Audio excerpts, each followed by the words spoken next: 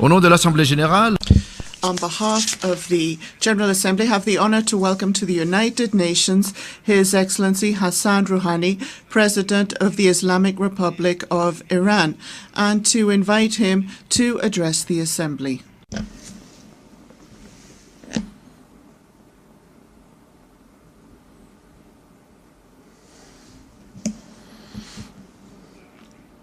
In the name of God, the compassionate, the merciful.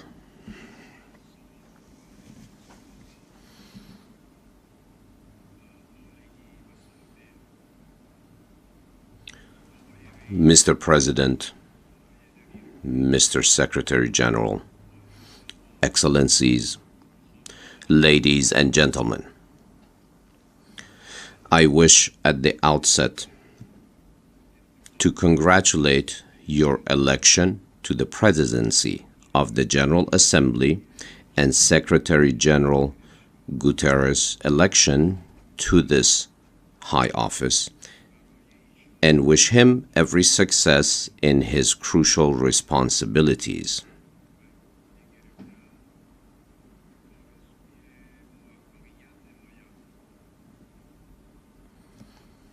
Four months ago, over 41 million people, constituting 73% of Iran's total eligible voters, came to the polls in the country's 12th presidential election and once again expressed confidence in my platform.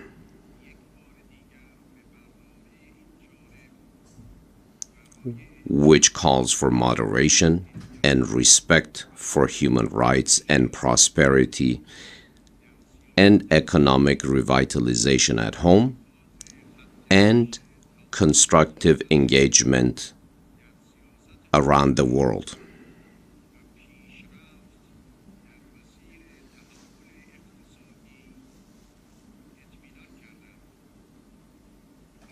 Their vote manifested the maturity of the electorate in a society that has experienced free and democratic governance for only 4 decades.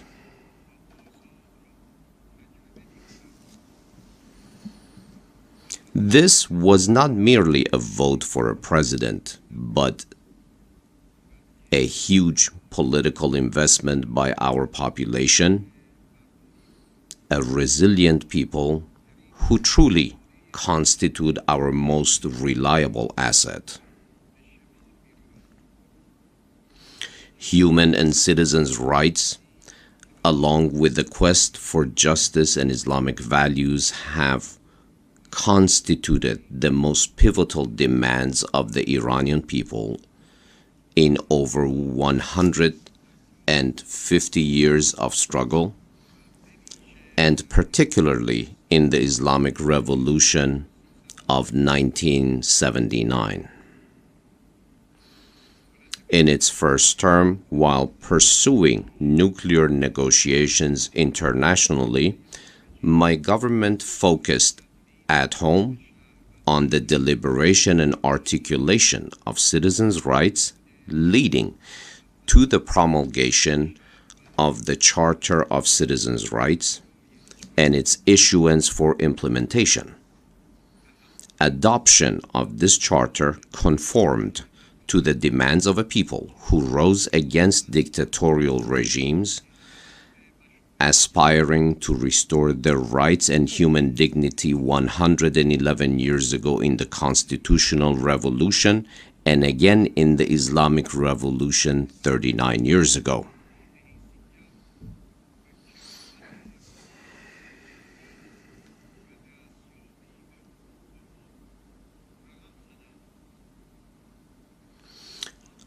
Ladies and gentlemen, I declare before this august global assembly that moderation is the inclination as well as the chosen path of the great Iranian people.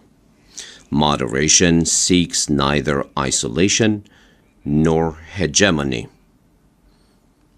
It implies neither indifference nor intransigence.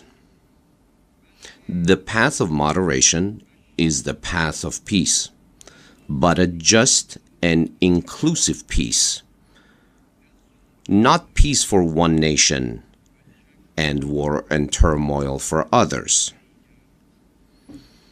Moderation is freedom and democracy, but in an inclusive and comprehensive manner, not purporting to promote freedom in one place while supporting dictators elsewhere.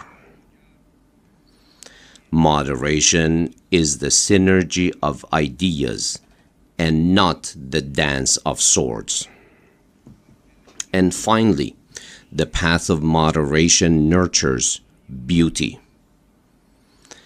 Deadly weapons exports are not beautiful. Rather, peace is beautiful. We in Iran strive to build peace and promote the human rights of peoples and nations. We never condone tyranny, and we always defend the voiceless. We never threaten anyone, but we do not tolerate threats from anyone. Our discourse is one of dignity and respect, and we are unmoved by threats and intimidation. We believe in dialogue and negotiation based on equal footing and mutual respect.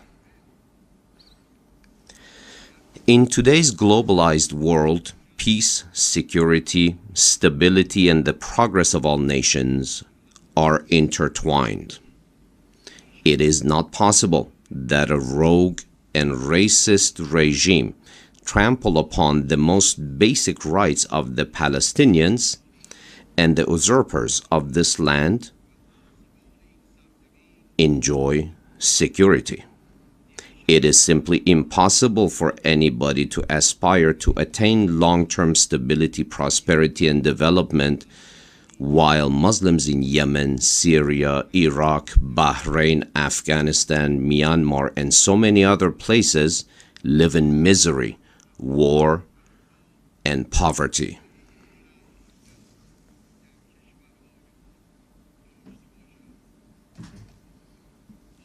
Mr. President, throughout its history, Iran has been the bastion of tolerance for various religions and ethnicities. We are the same people who rescued the Jews from Babylonian servitude, opened our arms to welcome Armenian Christians in our midst, and created the Iranian cultural continent with a unique mix of diverse religions and ethnicities. I represent the same Iran that has historically assisted the oppressed.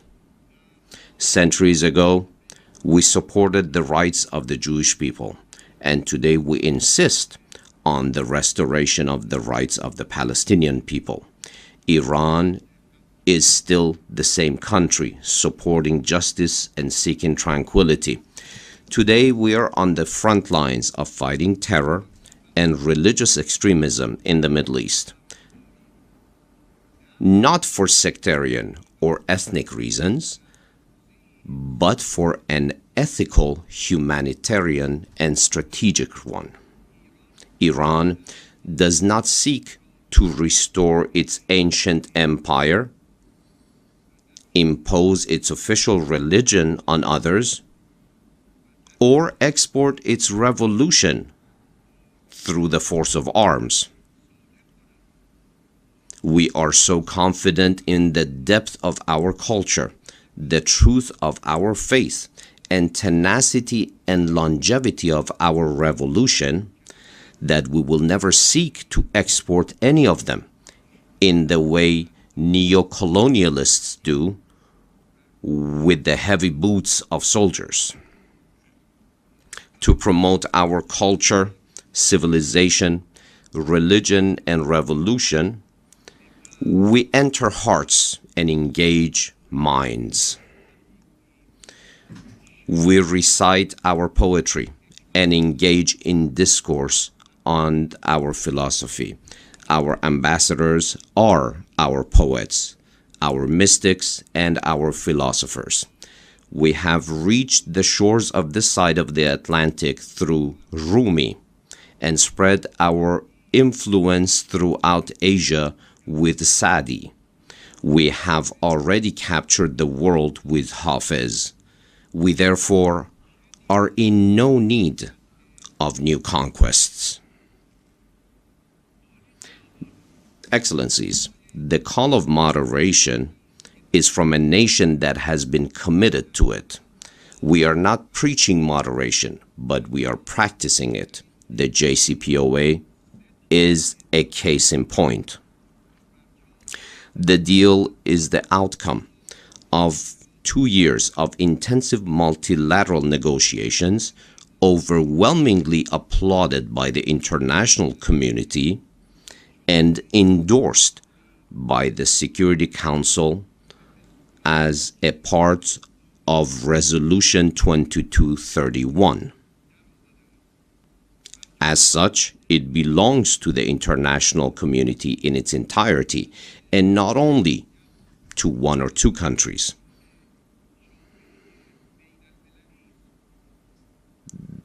The JCPOA can become a new model for global interactions. Interactions based on mutual constructive engagement between all of us. We have opened our doors to engagement and cooperation. We have concluded scores of development agreements with advanced countries of both East and West. Unfortunately, some deprived themselves of this unique opportunity. They have imposed sanctions really against themselves, and now they feel betrayed. We were not deceived, nor did we cheat or deceive anyone. We have ourselves determined the extent of our nuclear program. We never sought to achieve deterrence through nuclear weapons. We have immunized ourselves through our knowledge and, more importantly, the resilience of our people. This is our talent and our approach. Some have claimed to have wanted to deprive Iran of nuclear weapons, weapons that we have continuously and vociferously rejected. And of course, we were not, and are not distressed for foregoing an option that we in fact never sought. It is reprehensible that the rogue Zionist regime that threatens regional and global security with its nuclear arsenal and is not committed to any international instrument or safeguard has the audacity to preach peaceful nations. Ladies and gentlemen, just imagine for a moment how the Middle East would look had the JCPOA not been concluded. Imagine that along with civil wars, Takfiri terror, humanitarian nightmares, and complex socio-political crises in West Asia, that there was a manufactured nuclear crisis. How would we all fare? I declare before you that the Islamic Republic of Iran will not be the first country to violate the agreement. But it will respond decisively and resolutely to its violation by any party. It will be a great pity if this agreement were to be destroyed by rogue newcomers to the world of politics. The world will have lost a great opportunity. But such unfortunate behavior will never impede Iran's course of progress and advancement.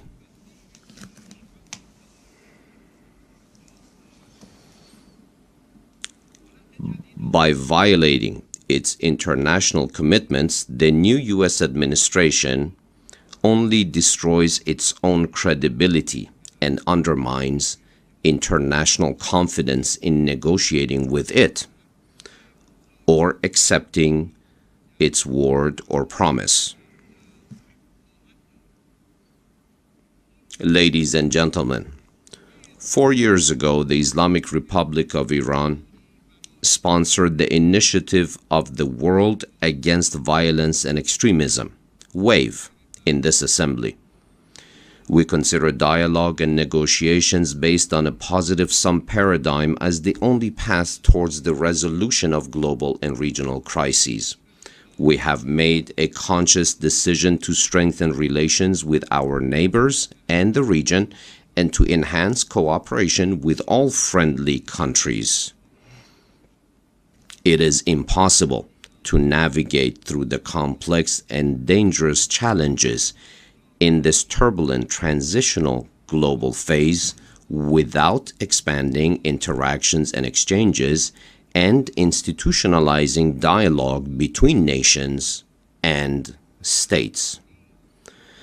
The ignorant, absurd, and hateful rhetoric filled with ridiculously baseless allegations that was uttered before this august body yesterday was not only unfit to be heard at the United Nations, which was established to promote peace and respect between nations, but indeed contradicted the demands of our nations from this world body to bring governments together to combat war and terror. I wish to underscore here that the defense capabilities of the Islamic Republic of Iran, including our missiles, are solely defensive deterrents for the maintenance of regional peace and stability, and the prevention of adventurous tendencies of irrational aspirants. We cannot forget that civilians in many of our cities became the targets of long-range missile attacks by Saddam Hussein during his 8-year war of aggression against us. We will never allow our people to become victims of such catastrophic delusions again. Instability and extremist violence have only been exacerbated in our region through the military interventions of extra-regional actors. The same powers that try to sell ever more of their deadly weapons to other states by accusing Iran of fomenting instability. I want to emphasize that foreign intervention and the imposition of alien wishes on the people of the region will only widen and deepen the crises in our region. The crises in Syria, Yemen, and Bahrain do not have military solutions and can only be resolved through cessation of hostilities and the acceptance of the will and wishes of the populaces.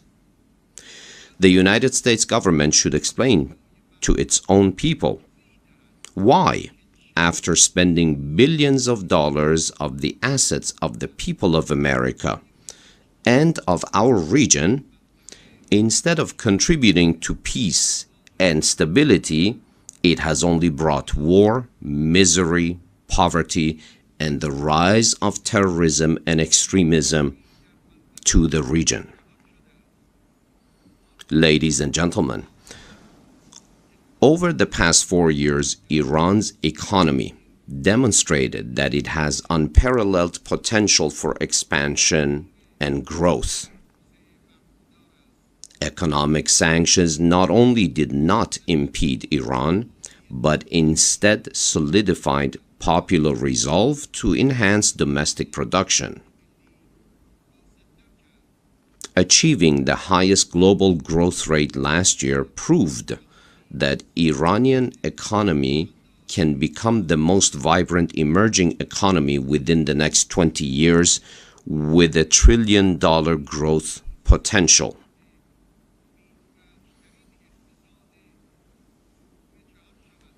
Our strategic choice for achieving such sustainable and balanced growth is extensive global partnership. We are of the firm belief that development and security can only grow together, and common interests can bind us regionally and globally to guarantee both regional and global security. Iran, enjoying the world's largest gas and oil reserves, is prepared to engage in long-term cooperation to advance global energy security. We are eager to expand international transit corridors through joint ventures in sea, rail, and road infrastructure projects. Our achievements in enhancing economic infrastructures in the fields of a nationwide gas pipeline, national electricity grid, and rail and road transport have made it possible for various industries to produce at lower costs with easy access to national and regional markets.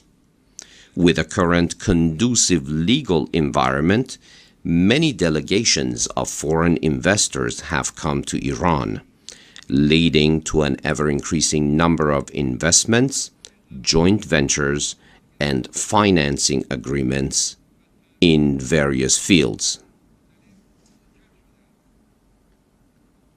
It is the policy of my government to continue to steadily enhance the entrepreneurial environment, protect intellectual property rights, continuously improve corporate governance, and engage in a robust campaign against money laundering in order to enhance a conducive legal climate for business and economic investment in various fields, particularly in knowledge-based enterprises. The Iranian nation is resolutely determined to build a free and advanced Iran and participate in the development of a secure and stable region based on ethics and respect for international law. In this endeavor, we welcome the participation and cooperation of all investors, intellectuals, and innovators from across the globe. From this global podium and as the representative of the people of Iran, who are world famous for their hospitality, I invite all of those who seek peace, security, and progress through partnership and cooperation among nations to visit Iran and join us in building this future of hope. Ladies and gentlemen, if we truly believe in our collective decision 4 years ago here in this General Assembly to make wave a world against violence and extremism, we can turn the discourse of imposition, unilateralism, intimidation, and war into the logic of dialogue, synergy, and peace, so that moderation can become the dominant voice across the globe. I thank you for your attention.